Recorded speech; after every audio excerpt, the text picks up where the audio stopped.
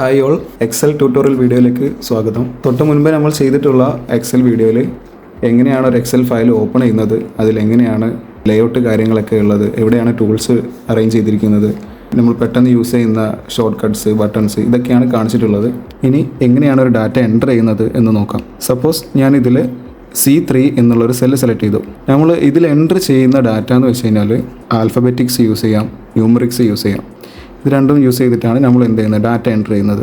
ഇപ്പോൾ സെലക്ട് ചെയ്തിരിക്കുന്ന സെല്ലെന്ന് വെച്ചാൽ C3 ആണ്. നമുക്ക് ഒരു സമയത്ത് ഒരു ഡാറ്റ മാത്രമേ എൻ്റർ ചെയ്യാൻ പറ്റുള്ളൂ. ഒരു ടെക്സ്റ്റ് ടൈപ്പ് ചെയ്ത് നോക്കാം. ജസ്റ്റ് ഒരു നെയിം ഒന്ന് കൊടുക്കാം. നെയിം ഒന്ന് കൊടുത്തു.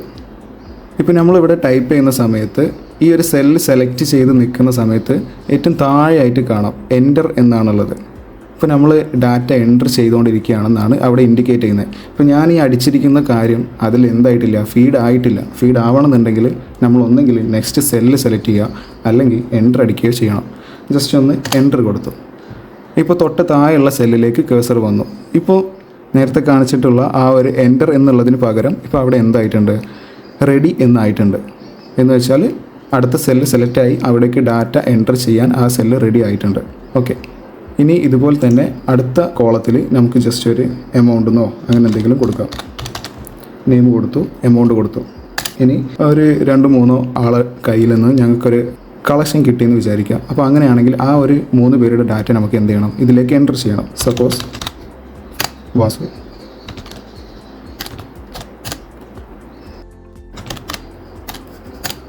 ഓക്കെ, ഒരു 3 പേരുടെ നെയിം കൊടുത്തു. അവർ കയ്യിൽ നിന്ന് കളക്ട് ചെയ്തിട്ടുള്ള എമൗണ്ട് ഇനി എൻ്റർ ചെയ്യണം. നമ്മളിനി ടൈപ്പ് ചെയ്യുന്നത് നമ്പേഴ്സാണ്. ഇപ്പോൾ നമ്മൾ ടൈപ്പ് ചെയ്തിരിക്കുന്നത് ടെക്സ്റ്റാണ്. ടെക്സ്റ്റ് കണ്ടില്ലേ, ടെക്സ്റ്റ് അലൈൻ ചെയ്തിരിക്കുന്നത് ലെഫ്റ്റ് സൈഡിലേക്കായിട്ടാണ്. ഇനി നമ്മൾ നമ്പർ ടൈപ്പ് ചെയ്യുന്ന സമയത്ത് നമ്പേഴ്സ് അലൈൻ ചെയ്യുന്നത് റൈറ്റ് സൈഡിലേക്കായിരിക്കും. ഓക്കെ, കാണുന്നില്ലേ?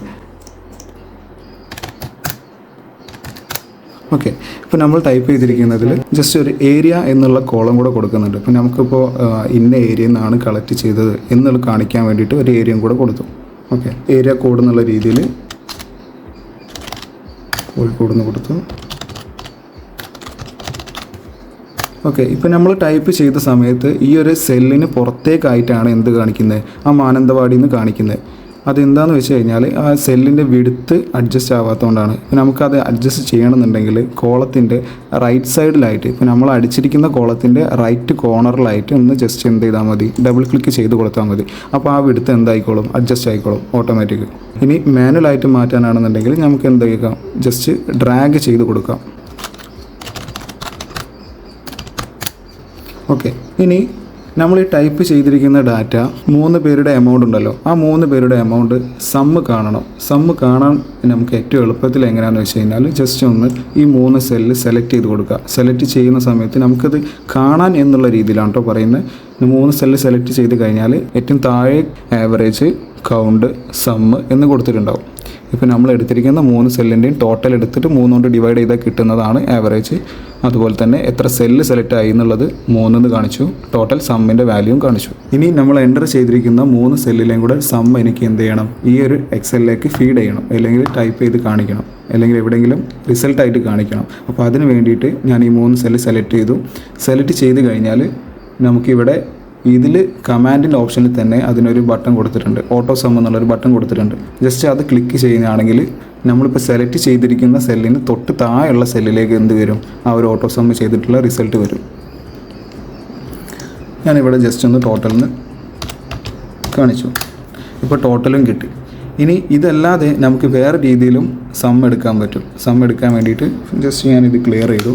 ക്ലിയർ ചെയ്യാൻ ജസ്റ്റ് ഒന്ന് ഡിലീറ്റ് ബട്ടൺ പ്രസ് ചെയ്തതാണ്. ഇനി ഈ 3 സെല്ലിൻ്റെ റിസൾട്ട് എനിക്കിവിടെ വരണം. ഓട്ടോ സം യൂസ് ചെയ്യാതെ എടുക്കാനുള്ളൊരു മെത്തേഡ് എന്ന് വെച്ച് കഴിഞ്ഞാൽ നമുക്കിവിടെ ഫങ്ഷൻസ് യൂസ് ചെയ്തിട്ട് ചെയ്യാം. ജസ്റ്റ് ഒന്ന് ഈക്വൽ ടു കൊടുക്കുക, സം എന്ന് ടൈപ്പ് ചെയ്യുക. സം ടൈപ്പ് ചെയ്തിട്ട് ഇത് സെലക്ട് ചെയ്യുക. സെലക്ട് ചെയ്ത ശേഷം ഏതൊക്കെ സെല്ലിൽ നിന്നാണോ റിസൾട്ട് എടുക്കേണ്ടത് ആ 3 സെല്ല് സെലക്ട് ചെയ്ത് കൊടുക്കുക. എന്നിട്ട് എൻ്റർ അടിച്ച് കഴിഞ്ഞാൽ എന്തായി, ആ റിസൾട്ട് അതിലേക്ക് കാണിച്ചു. ഇനി ഈ 3 സെല്ലിൻ്റെയും കൂടെ സെലക്ട് ചെയ്തിട്ട് എടുക്കണം. എനിക്ക് ഓരോരോ സെല്ല് പല പൊസിഷനിലുള്ള സെല്ലുകളിൽ നിന്നാണ് റിസൾട്ട് എടുക്കേണ്ടതെന്നുണ്ടെങ്കിൽ എനിക്ക് എന്ത് ചെയ്യാം, സെലക്ട് ചെയ്തിട്ട് സം ചെയ്യാം. സെലക്ട് ചെയ്ത് സം ചെയ്യാൻ വേണ്ടിയിട്ട് ഞാൻ ജസ്റ്റ് അവിടെ ഈക്വൽ ടു കൊടുത്തു. എന്നിട്ട് ഒരു സെല്ല് ആദ്യം സെലക്ട് ചെയ്തു. സെല്ല് ചെയ്ത ശേഷം കീബോർഡിലുള്ള പ്ലസ് എന്നുള്ള ഐക്കൺ ക്ലിക്ക് ചെയ്യാം. എന്നിട്ട് അടുത്ത സെല്ല് സെലക്ട് ചെയ്ത് കൊടുക്കുക. വീണ്ടും പ്ലസ് ക്ലിക്ക് ചെയ്തു, നെക്സ്റ്റ് സെല്ല് സെലക്ട് ചെയ്തു, ഹിറ്റ് എൻ്റർ. ഓക്കെ, ഈ 3 രീതിയിൽ നമുക്ക് എന്ത് ചെയ്യാൻ പറ്റും? സം എടുക്കാൻ പറ്റും. സപ്പോസ് എനിക്ക് ഈ ഒരു ടോട്ടൽ എന്നുള്ള വാല്യൂ ഇവിടെ അല്ല കാണിക്കേണ്ടത്, ഒരു 2 ലൈൻ താഴെ ആയിട്ടാണ് കാണിക്കേണ്ടതെന്ന് വിചാരിക്കുക. അങ്ങനെയാണെങ്കിൽ എനിക്ക് ഈ ഡാറ്റ ഇവിടെ നിന്ന് എന്ത് ചെയ്യണം? മൂവ് ചെയ്തിട്ട് തൊട്ട് താഴേക്ക് മാറ്റണം. അപ്പോൾ അതിന് വേണ്ടിയിട്ട് റീപ്ലേസ് ചെയ്യാം. ഈ ഒരു സെല്ലിനെ ഇവിടെ നിന്ന് റീപ്ലേസ് ചെയ്ത് കൊടുക്കാൻ പറ്റും. അതിന് നമ്മൾ മൗസ് ജസ്റ്റ് ഒന്ന് ഈ ഒരു സെല്ലിന് താഴെ വെച്ച് കഴിഞ്ഞാൽ ഒരു പ്ലസ് ഐക്കൺ വരും. ആ ഒരു പ്ലസ് ഐക്കൺ വന്നു കഴിഞ്ഞാൽ ജസ്റ്റ് എന്ത് കൊടുക്കുക? താഴോട്ട് വലിച്ച് ഡ്രാഗ് ചെയ്തിടുക. ഡ്രാഗ് ചെയ്തിട്ട് കഴിഞ്ഞാൽ ആ ഒരു സെല്ല് എന്തായി? അവിടെ നിന്നും റീപ്ലേസ് ആയി. ഓക്കെ, ഇനി അതല്ല എന്നുണ്ടെങ്കിൽ നമുക്ക് കീബോർഡിലുള്ള ഷോർട്ട് കട്ടായിട്ടുള്ള Ctrl+X ക്ലിക്ക് ചെയ്ത് കഴിഞ്ഞാൽ സാധാരണ നമ്മൾ ഫയൽസ് കട്ട് ചെയ്യുന്ന ഓപ്ഷൻ തന്നെ, ആ ഒരു Ctrl+X ക്ലിക്ക് ചെയ്ത് കഴിഞ്ഞാൽ അവിടെ നിന്നും കട്ടായിട്ട് നമുക്ക് എവിടെയാണോ വരേണ്ടത് അവിടെ വെച്ചിട്ട് എന്ത് കൊടുക്കുക? പേസ്റ്റ് ചെയ്ത് കൊടുക്കുക. Ctrl+V ക്ലിക്ക് ചെയ്ത് കഴിഞ്ഞാൽ അത് അവിടേക്ക് പേസ്റ്റ് ആയിക്കോളും. ഓക്കെ, ഇപ്പോൾ നമുക്ക് 3 പേരുടെ ഡാറ്റ മാത്രമാണ് ഇതിലുള്ളത്. ഇനി അത് കൂടാതെ എനിക്ക് ഒരു 2 പേരും കൂടെ ആഡ് ചെയ്യണം. 2 പേര് ലിസ്റ്റിലേക്ക് ആഡ് ചെയ്യണമെന്നുണ്ടെങ്കിൽ ഈ ഒരു ടോട്ടൽ എന്ത് ചെയ്യണം? ടോട്ടലിന് തൊട്ട് മുൻപായിട്ട് വേണം ആഡ് ചെയ്ത് കൊടുക്കാൻ. അതിന് വേണ്ടിയിട്ട് ഞാൻ ജസ്റ്റ് എന്ത് കൊടുക്കുക? ആ ഒരു ടോട്ടലിൽ നിന്നുള്ള റോ സെലക്ട് ചെയ്തു. റോ സെലക്ട് ചെയ്ത ശേഷം റൈറ്റ് ക്ലിക്ക് ചെയ്തിട്ട് അതിൽ ഇൻസേർട്ട് എന്നൊരു ഓപ്ഷൻ കാണാം. ആ ഇൻസേർട്ട് ക്ലിക്ക് ചെയ്താൽ എന്ത് വരും? അവിടേക്ക് പുതിയൊരു റോ ആഡ് ആവും. ഓക്കെ, ഇനി ഇവിടേക്ക് എന്ത് കൊടുക്കാം? എനിക്ക് അടുത്ത ഡാറ്റ എന്താണോ അത് എൻ്റർ ചെയ്ത് കൊടുക്കാം.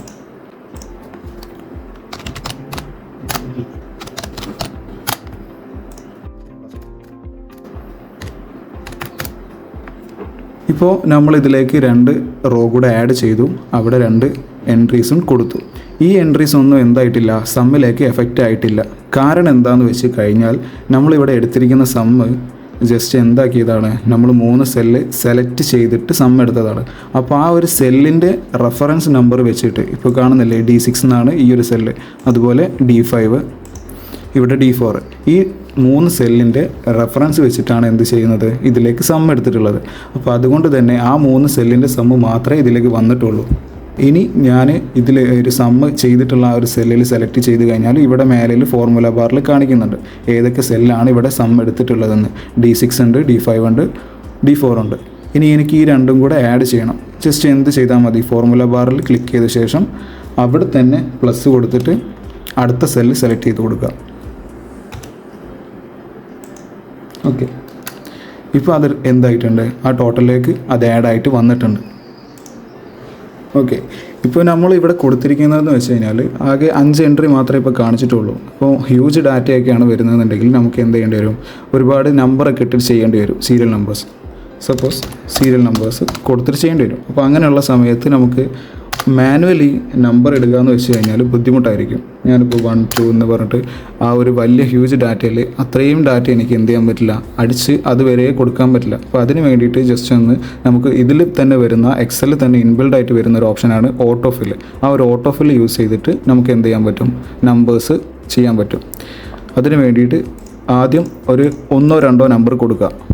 അതിനുശേഷം ആ ഫസ്റ്റ് 2 സെല്ല് സെലക്ട് ചെയ്തിട്ട് ഇവിടെ ഏറ്റവും താഴെയായിട്ടൊരു ഡാർക്ക് സ്ക്വയർ കാണുന്നുണ്ടാവും.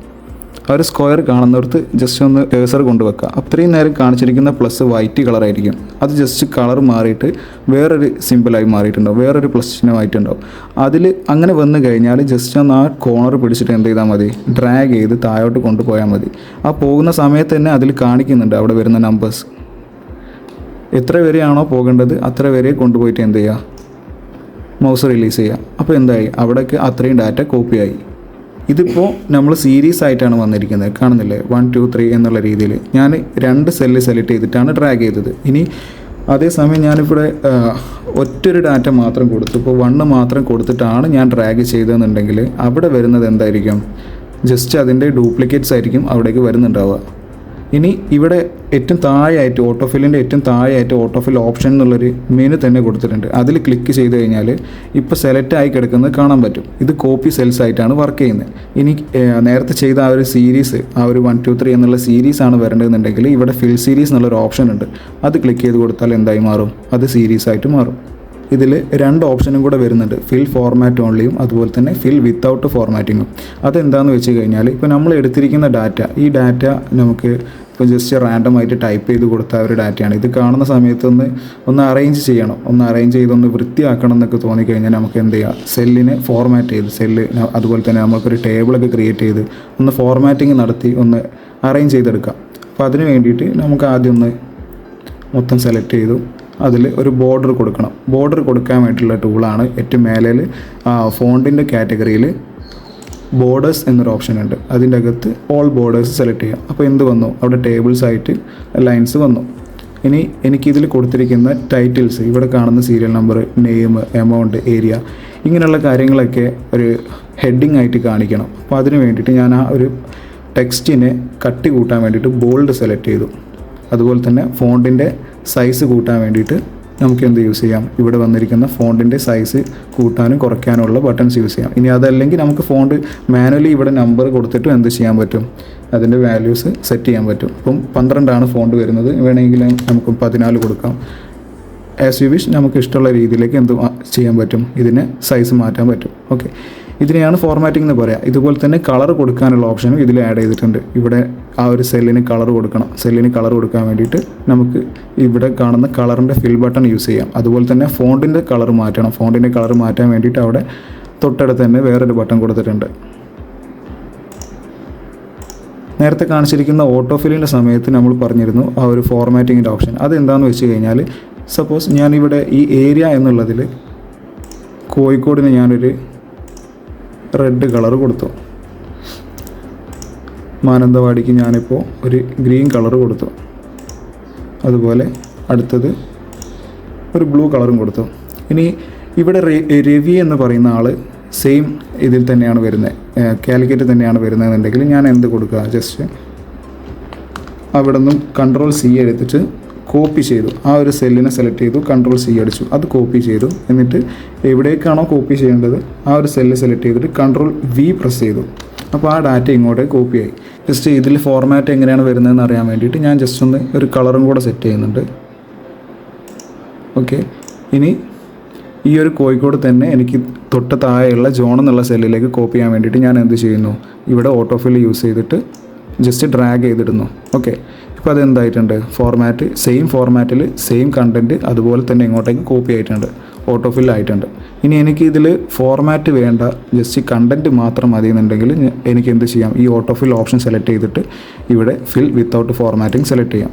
അപ്പോൾ അതിലേക്ക് കണ്ടൻറ്റ് മാത്രമായിട്ട് കോപ്പിയായി. സപ്പോസ് എനിക്ക് കണ്ടൻറ്റ് വേണ്ട, എനിക്ക് ഫോർമാറ്റ് മാത്രം കോപ്പി ആയാൽ മതി, അങ്ങനെയാണെന്നുണ്ടെങ്കിൽ എനിക്ക് എന്ത് ചെയ്യാൻ പറ്റും, ജസ്റ്റ് ഡ്രാഗ് ചെയ്ത ശേഷം ഇവിടെ ഫിൽ ഫോർമാറ്റ് ഓൺലി എന്ന് സെലക്ട് ചെയ്യാം. അപ്പോൾ അവിടെ സെല്ലിൻ്റെ കളർ അവിടേക്ക് വന്നിട്ടുണ്ട്, പക്ഷേ എന്ത് വന്നിട്ടില്ല, ആ കോഴിക്കോട് എന്നുള്ള കണ്ടൻറ്റ് അങ്ങോട്ട് വന്നിട്ടില്ല. ഓക്കെ, ജസ്റ്റ് ഒന്ന് അറേഞ്ച് ചെയ്യാൻ വേണ്ടിയിട്ട് ഞാൻ ഈ ടോട്ടൽ എന്നുള്ളതിന് ടോട്ടലിലെ വാല്യൂ ജസ്റ്റ് ഒന്ന് ഡ്രാഗ് ചെയ്ത് താഴെ കൊണ്ട് വെക്കുന്നുണ്ട്. ഇനി ഈ സെല്ലിൽ കാണുന്ന ഇവിടെയൊക്കെ ബ്ലാങ്ക് ആയിട്ട് കൊടുക്കുന്നുണ്ടല്ലോ, അപ്പോൾ നമുക്കറിയാം അവിടെ എന്തോ ഒരു എൻട്രി വരാനുണ്ട്.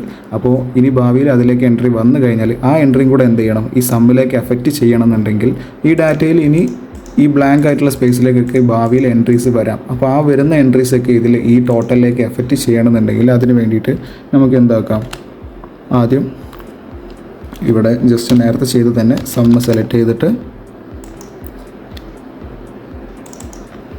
ഏതൊക്കെ സെല്ലുകളാണോ വരാൻ ചാൻസ് ഉള്ളത് ആ സെല്ലുകളൊക്കെ സെലക്ട് ചെയ്ത് കൊടുക്കാം. ജസ്റ്റ് സെലക്ട് ചെയ്തു, എൻ്റർ അടിച്ചു. ഇനി ഇവിടെ എന്തെങ്കിലും പുതിയ ഡാറ്റ വന്നാൽ, ഇപ്പം സപ്പോസ് ഒരു 20 രൂപ വന്ന്, അതെന്തായിട്ടുണ്ട്, ആ സെല്ലിലേക്ക് ഓട്ടോമാറ്റിക്കായിട്ട് തന്നെ എഫക്റ്റ് ആയിട്ടുണ്ട്. ഓക്കെ, ഇങ്ങനെ എഫക്റ്റ് ആവുന്നത് എന്തുകൊണ്ടാണെന്ന് വെച്ചാൽ നമ്മളത് ഫംഗ്ഷൻ വെച്ച് ചെയ്തുകൊണ്ടും റെഫറൻസ് ആയിട്ട് ആ സെല്ലിൻ്റെ ഇപ്പോൾ സെല്ല് സെലക്ട് ചെയ്ത് കഴിഞ്ഞാൽ ഇവിടെ കാണാൻ പറ്റും D4 മുതൽ D12 വരെ ആ ഒരു സെൽ റെഫറൻസ് ഉള്ളതുകൊണ്ട് തന്നെ അതിൽ എന്ത് ചേഞ്ച് വന്നാലും അതൊക്കെ ഇതിലേക്ക് എഫക്റ്റ് ചെയ്യും, ആ ടോട്ടലിലേക്ക് എഫക്റ്റ് ചെയ്യും. ഇപ്പോൾ നമ്മൾ കാണിച്ചിരിക്കുന്ന ഓട്ടോഫിൽ ഫംഗ്ഷനിൽ നമ്പേഴ്സ് എങ്ങനെയാണ് ഓട്ടോഫിൽ വർക്ക് ചെയ്യുന്നത്, അതുപോലെ തന്നെ ടെക്സ്റ്റ് എങ്ങനെയാണ് വരുന്നത് എന്നുള്ളതാണ് കാണിച്ചത്. ഇനി നമുക്കിപ്പോൾ സപ്പോസ് ഡേറ്റ് അല്ലെങ്കിൽ ഒരു മന്ത് ഇങ്ങനെയുള്ള കാര്യങ്ങളൊക്കെ കാണിക്കണമെന്നുണ്ടെങ്കിൽ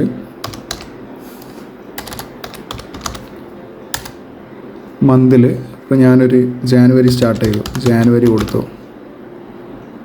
എനിക്കിപ്പോൾ നെക്സ്റ്റ് ആയിട്ട് മന്ത് ഫെബ്രുവരി, അതുപോലെ തന്നെ ഓരോന്ന് ടൈപ്പ് ചെയ്ത് പോകുന്നത് ബുദ്ധിമുട്ടാണെങ്കിൽ എനിക്ക് എന്ത് ചെയ്താൽ മതി, ഇതിൽ നേരത്തെ കാണിച്ചിട്ടുള്ള ഓട്ടോഫിൽ ഫംഗ്ഷൻ യൂസ് ചെയ്തിട്ട് നേരത്തെ ചെയ്ത പോലെ തന്നെ ആ ഒരു കോർണർ പിടിച്ചിട്ട് എന്താക്കുക, ഡ്രാഗ് ചെയ്ത് താഴെ വരെ കൊണ്ടുപോയാൽ ഓട്ടോമാറ്റിക്കായി അതിൽ വരുന്നത് ആ മന്ത് തന്നെ ആയിരിക്കും.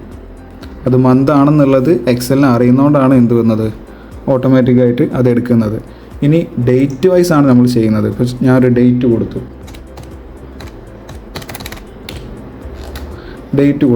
ഈ ഒരു ഡേറ്റ് ആണ് എനിക്ക് എന്ത് ചെയ്യേണ്ടത്, ഓട്ടോഫിൽ ചെയ്യേണ്ടതെന്ന് വിചാരിക്കാം. ഞാൻ എന്ത് ചെയ്തു, ഡ്രാഗ് ചെയ്ത് താഴെ വരെ കൊടുത്തു. ഇപ്പോൾ ഇവിടെ എടുത്തിരിക്കുന്നത് 1/2/2025. അതിൽ നെക്സ്റ്റ് ആയിട്ടുള്ള 2/2/2025 ആ ഒരു ഓർഡറിൽ ഡേറ്റ് ആണ് എന്ത് വരുന്നത്, ഓട്ടോഫില്ലായിട്ട് വരുന്നത്. അത് മാറ്റിയിട്ട് എനിക്ക് മന്ത് കൊടുക്കണം എന്നുണ്ടെങ്കിൽ ജസ്റ്റ് നേരത്തെ കാണിച്ച ഓട്ടോഫിൽ ഓപ്ഷൻ തന്നെ സെലക്ട് ചെയ്ത് കഴിഞ്ഞാൽ ഇതിൻ്റെ അകത്ത് നമുക്ക് എടുക്കുന്നതിൽ സീരീസ് എന്നുള്ള ഓപ്ഷനാണ് ഇപ്പോൾ സെറ്റ് ആയിരിക്കുന്നത്. അതിൽ തന്നെ ഫില്ല് ഡേയ്സ് ഉണ്ട്, വീക്ക് ഡേയ്സ് ഉണ്ട്, മന്ത്സ് ഉണ്ട്, ഇയേഴ്സ് ഉണ്ട്. സപ്പോസ് ഇയേഴ്സ് ആണ് സെലക്ട് ചെയ്തിരിക്കുന്നതെങ്കിൽ സീരീസ് ആയിട്ട് എന്ത് വരും, 25 കഴിഞ്ഞു, 26 വന്നു, 27 വന്നു, 28 വന്നു, ആ ഒരു ഓർഡറിൽ ഇയർ വെച്ചിട്ട് വന്നു. ഇനി അതിന് പകരം മന്താണ് സെലക്ട് ചെയ്യുന്നതെങ്കിൽ എന്ത് വരും, ഓരോരോ മന്ത് വൈസായിട്ട് വരും. അത് മാറ്റിയിട്ട് ഇനി വീക്ക് ഡേയ്സ് ആണ് കൊടുക്കുന്നതെന്ന് വിചാരിക്കുക. വീക്ക് ഡേയ്സ് എന്ന് വെച്ച് കഴിഞ്ഞാൽ മൺഡേ ടു ഫ്രൈഡേ, ആ ഒരു മൺഡേ ടു ഫ്രൈഡേ മാത്രം എന്ത് ചെയ്താൽ മതി, സീരീസ് ആയിട്ട് കൊടുത്താൽ മതി. അതിനുശേഷം വരുന്ന സാറ്റർഡേ സൺഡേ സ്കിപ്പ് ചെയ്തിട്ടായിരിക്കും ഇതിൽ വരിക, ഈ ഒരു വീക്ക് ഡേയ്സിൽ വരിക. ഇതിൽ സീരീസ് ആയിട്ട് നോക്കുന്ന സമയത്ത് 6 കഴിഞ്ഞ് 7 വന്നു, 7 കഴിഞ്ഞിട്ട് പിന്നെ 8 വന്നിട്ടില്ല, 9 വന്നിട്ടില്ല. അത് രണ്ടും എന്തായിരിക്കും, സാറ്റർഡേ സൺഡേ ആയിരിക്കും. അത് സ്കിപ്പ് ചെയ്തിട്ടുള്ള ഡേറ്റ് ആണ് ഇതിൽ കാണിച്ചിട്ടുള്ളത്. അപ്പോൾ എങ്ങനെയാണ് ഡാറ്റ എൻ്റർ ചെയ്യുന്നത്, അതിലെങ്ങനെയാണ് റീപ്ലേസ് ചെയ്യുന്നത്, അതെങ്ങനെയാണ് സം എടുക്കുന്നത്, എങ്ങനെയാണ് ആവറേജ്, ഇങ്ങനെയുള്ള കാര്യങ്ങളൊക്കെ ഇപ്പോൾ നമ്മൾ നോക്കിയിട്ടുണ്ട്. അതുപോലെ ഓട്ടോഫിൽ എന്നുള്ള ഫംഗ്ഷൻ യൂസ് ചെയ്തിട്ട് സെയിം ഡാറ്റേനെ തന്നെ കോപ്പി ചെയ്യുന്നത് എങ്ങനെയാണ്, അതുപോലെ ഒരു സീരീസ് ആയിട്ട് നെക്സ്റ്റ് കണ്ടൻറ്റ് എങ്ങനെയാണ് വരുന്നത് എന്നുള്ളതൊക്കെ നമ്മൾ നോക്കി. ഇത്രയും കാര്യങ്ങളാണ് ഈ ഒരു വീഡിയോയിൽ പറയാൻ ഉദ്ദേശിക്കുന്നത്. ഇനി അടുത്ത വീഡിയോയിൽ നമുക്ക് ബാക്കി കാര്യങ്ങളും കൂടെ ഉൾപ്പെടുത്താൻ ശ്രമിക്കാം. Thank you.